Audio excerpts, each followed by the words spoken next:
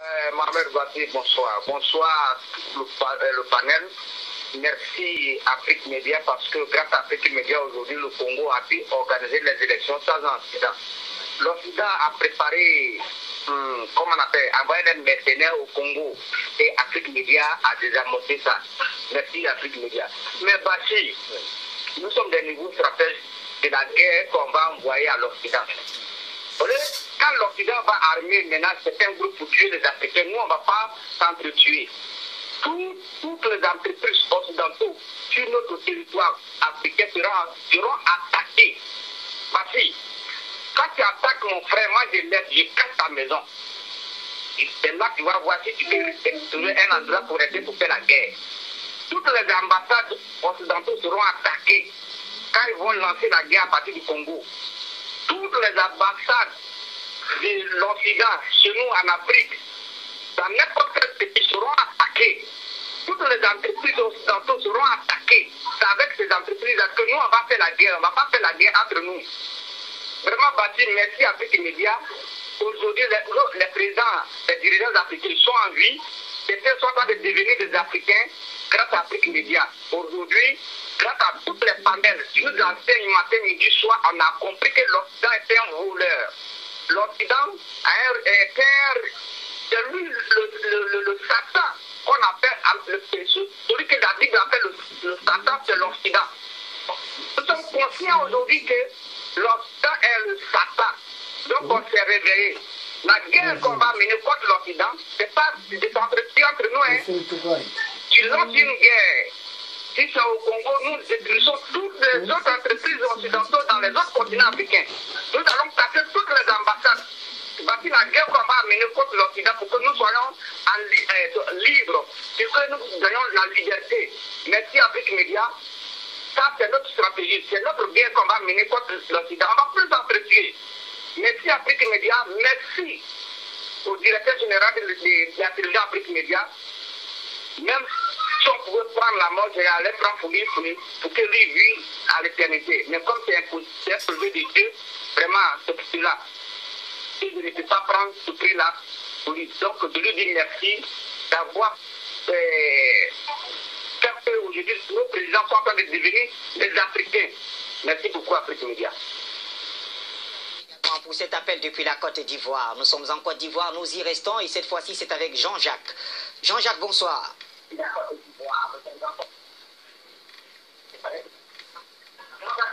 Bonjour monsieur. Bonjour monsieur Bachir. Bonsoir Jean-Jacques.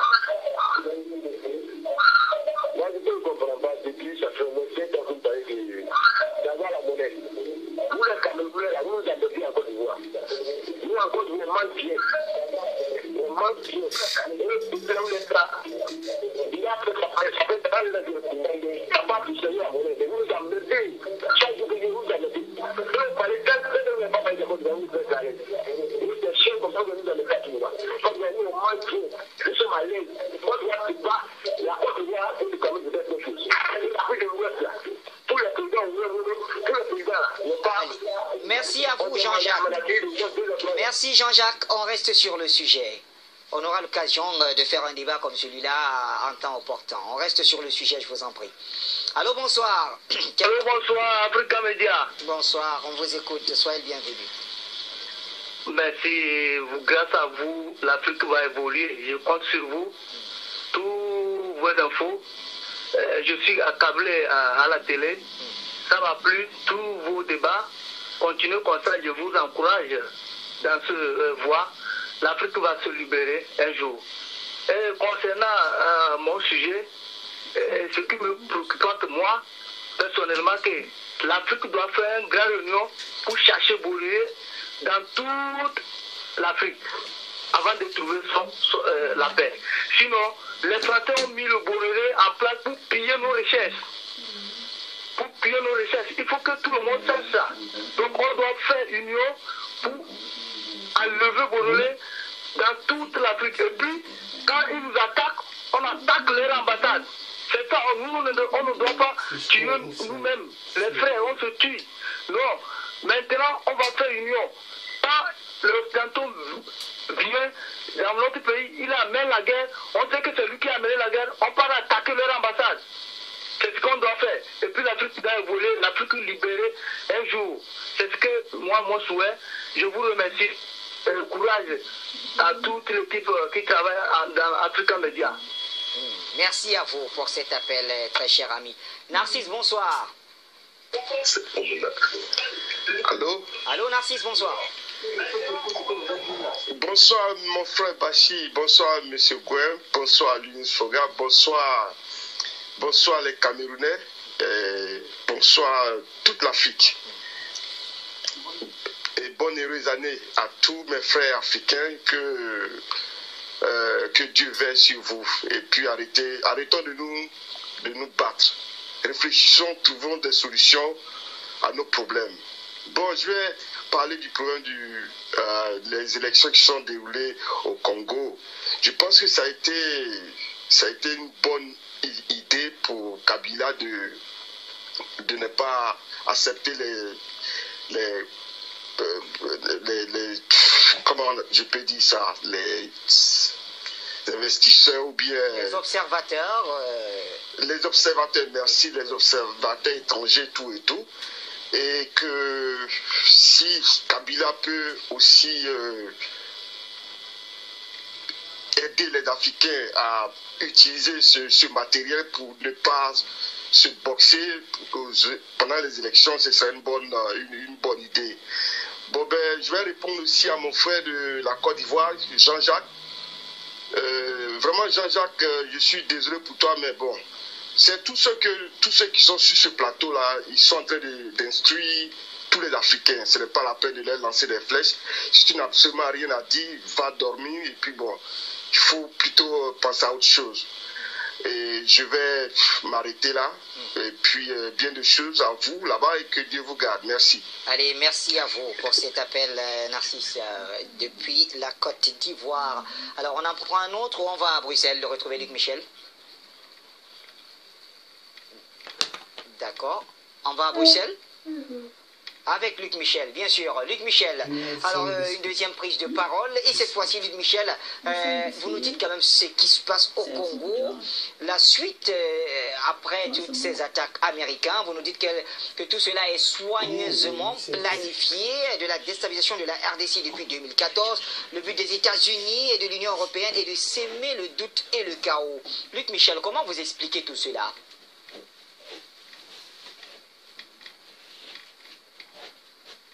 Je reviens enfin aux événements actuels, ce que j'appelle la déstabilisation électorale et post-électorale, ce dont je vous ai parlé dans la seconde partie de mon analyse, étant la déstabilisation préélectorale. On a vu, à partir du jour même de l'élection, de la veille, mais surtout dans les 2-3 jours qui ont suivi, des campagnes pour semer le doute. Les médias occidentaux ont mis l'accent sur quelques incidents, notamment 4 morts à Béni, dans une zone de haute insécurité dont la faute repose sur les casques bleus de l'ONU. Il faut constater quelque chose, c'est que le Congo, c'est un État-continent où on se déplace entre les grandes villes, Kinshasa, Lubumbashi, Goma, etc., en avion. C'est aussi un corps électoral de plus de 40 millions de Congolais et une population de 85 millions. Comment n'y aurait-il pas des problèmes dans un tel État où règne en plus, à cause, je le répète, des casques bleus de l'insécurité à cause de groupes politico-militaires et de groupes politico-religieux armés qu'on a fait souvent rentrer au Congo par des couloirs humanitaires protégés par les mêmes casques bleus.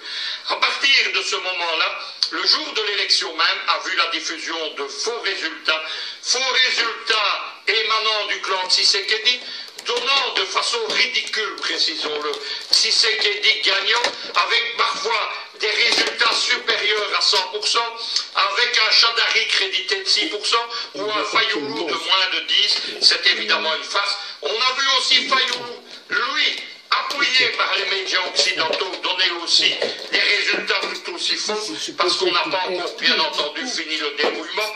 La méthode a été tentée au Gabon, elle a été tentée à Brazzaville, elle sera encore tentée, évidemment, ailleurs. Pour réagir à tout ça, le gouvernement congolais a dû prendre une série de mesures. Tout d'abord, il a voulu mettre un terme à cette élection où 3 candidats se présentaient comme le président élu. Il a décidé la fermeture des nets, la fermeture des réseaux sociaux et de Twitter, et il a pris des mesures contre les médias occidentaux. Il a, pour éviter qu'on répande le chaos, ce chaos annoncé, il a bien entendu interdit de diffusion RFI, Radio France, Intoxication. Il a supprimé l'accréditation de sa représentante en RDC parce que la radio avait déjà donné des résultats évidemment favorables à Fayoulou pour déstabiliser le pays. Il a interdit aussi la télévision CGTV, qui est la télévision possédée par Jean-Pierre Bemba, seigneur de guerre mais milliardaire surtout. Et le but de tout cela, c'est de ne plus permettre la diffusion des fausses nouvelles occidentales. Ça n'empêche pas tous les médias occidentaux, France 24, LCI, qui sont français ou RFI, Euronews franco-allemande, Arte sous domination de Berlin, Euronews sous domination aussi de l'OTAN et tant d'autres, de diffuser des fausses nouvelles, se distinguent parmi ceux-ci 2 médias francophones. Un média français, c'est Le Monde Afrique, l'édition africaine du Monde à Paris. Elle est officiellement financée par la fondation sud-africaine Osiwa du milliardaire Georges Soros, le grand déstabilisateur du printemps africain. Le deuxième journal, c'est La Libre Afrique, c'est l'édition africaine, créée spécialement, et on a l'impression uniquement pour s'attaquer au Burundi et au Congo. On a donc cette Libre Afrique qui est l'édition africaine de La Libre Belgique, le grand quotidien bruxellois. Celle-ci se distingue par des unes incendiaires et par une politique qui annonce le pire et le chaos. Elle annonçait il y a quelques jours la chute du régime. Elle annonce hier matin que bientôt nous allons assister au Congo. Il est -5, disent-elles, pour ne pas tomber dans un Rwanda bis sanglant. C'est laisser croire que le Congo serait à la veille d'un génocide comme celui entre Tutsi et Hutu de 1994. C'est oublier beaucoup de choses. C'est que le Congo, s'il y a des divergences ethniques, n'est pas clivé entre 2 grandes ethnies. C'est que surtout la division entre Hutu et Tutsi, elle a été mise en place précisément par le colonialisme belge, par l'Église belge, dont longtemps la Libre Belgique a été le quotidien. Ces gens qui, reprenant les délires de l'anthropologie raciste allemande, avaient opposé Tutsi et Hutu au Rwanda et au Burundi. Tout cela, évidemment, vous explique les limitations qui sont mises actuellement à Internet et à la diffusion de certains médias. Immédiatement, les États-Unis ont ordonné, parce que c'est bien de ça qu'il s'agit, à Kinshasa, de rétablir le net et la diffusion des médias interdits, immédiatement suivis par leurs domestiques de l'Union européenne aux ordres de Washington. On a évidemment vu dans tout cela d'autres pays appuyer cette demande de Washington, le Canada, la France, le néocolon belge, Londres, la Suisse encore ou la Suède, qui joue un rôle important, je l'ai démontré dans l'affaire des biens mal acquis, dans la déstabilisation du continent africain, encore un autre État modèle de l'OTAN, qui sont les Pays-Bas. On a vu le tout appuyé par la conférence des évêques congolais, qui malheureusement depuis longtemps est animé d'un tropisme anti-Kabila et est aux ordres de la géopolitique du Vatican et de la géopolitique du néocolon belge, les liens entre l'église belge et l'église congolaise étant restés étroits après la décolonisation. Pourquoi cette attention, et ce sera ma chute, vers le rétablissement du net? C'est très simple. Ce que les Américains veulent lancer au Congo, c'est leur intention depuis 2014. C'est une révolution de couleur. Il y a déjà les groupuscules de jeunes comme Flimbi ou la Luka qui ont été créés pour ce faire. Il y a de faux médias alternatifs. Il y a les réseaux de Soros, de Katumbi, de Tshisekedi et compagnie qui sont prêts pour cela. La révolution de couleur, qu'est-ce que c'est? C'est un scénario de remplacement d'un régime non pro-occidental par un régime pro-occidental, au départ par des manifestations puis des insurrections violentes et enfin la chute d'un gouvernement discrédité internationalement. Pour que tout cela marche, les révolutions de couleur ont besoin, dans leur phase de départ, d'Internet pour agiter la population, pour l'appeler à la sédition et à la révolte. Voilà pourquoi le rétablissement du net est si important pour les Américains. Je dirais à mes frères congolais, ouvrez les yeux, ne vous laissez pas avoir comme tant de peuples. Pensez à l'exemple, par exemple, d'autres révolutions de couleur. Le Venezuela qui est par terre après 5 révolutions de couleur sous Chavez et Maduro. L'Ukraine, 2 révolutions de couleur. Le pays est aujourd'hui éclaté en voie d'implosion et de disparition. Nulle part, le soi-disant printemps n'ont apporté le bonheur à leur peuple. Regardez le triste bilan du printemps arabe, regardez ce qu'a donné la destruction de la Jamaïria libyenne par celui-ci, regardez comment la Syrie, elle, a vécu 6 années de guerre civile où le pays est entièrement à reconstruire malgré la victoire du président Assad. Congolais, ouvrez les yeux, préservez votre pays. Ce qui compte, c'est l'indépendance nationale, c'est le patriotisme, c'est la propriété de votre sous-sol. Merci à vous, Luc Michel. Donc, un message à l'endroit de nos concitoyens congolais. Voilà. Eh bien, Augustin Billet nous a écrit depuis la Côte d'Ivoire. Bonsoir à l'Afrique entière. Nous avons écouté. Nous avons écouté toute la mascarade de la communauté internationale. Pour en revenir, le peuple congolais, le peuple africain a été toujours bien balayé avec ce système capitalisme, système mensongère. L'Église catholique, les religions importées, qui sont la source de malheur du Congo RDC, ainsi que de toute l'Afrique. Bienvenue dans le monde du théâtre. La RDC devient la salle du théâtre. La RDC devient la salle d'une élection frauduleuse, élection sans résultat. Parce que, au fait, pour les kabylistes, le PPRD et pour l'UPADS, les acteurs des génocides au Congo RDC, les acteurs des viols, les acteurs du fémicide, il faut étouffer l'affaire des résultats des élections, pas de résultats. Il faut faire patienter les Congolais, parce qu'il faut qu'il y ait une tricherie. Il faut que Félix Tshilombo devienne le président de la RDC, soi-disant, pour la protection de Hippolyte Kanambe, alias Kabila, Toufina Toufi, afin que Kabila soit pardonné de tous les crimes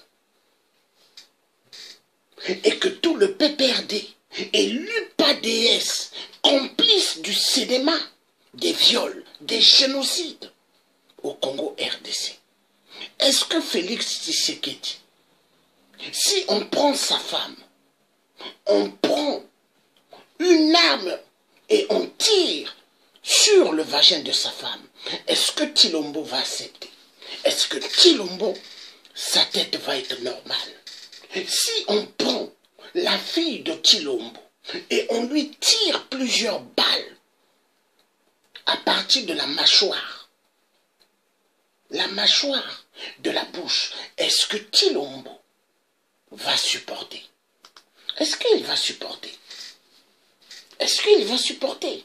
Si on prend sa maman et qu'on lui mette des bâtons dans sa matrix, est-ce que Tshilombo va accepter? Est-ce qu'il va supporter?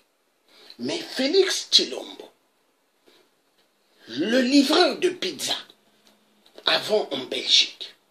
L'homme qui n'est pas allé loin dans les études.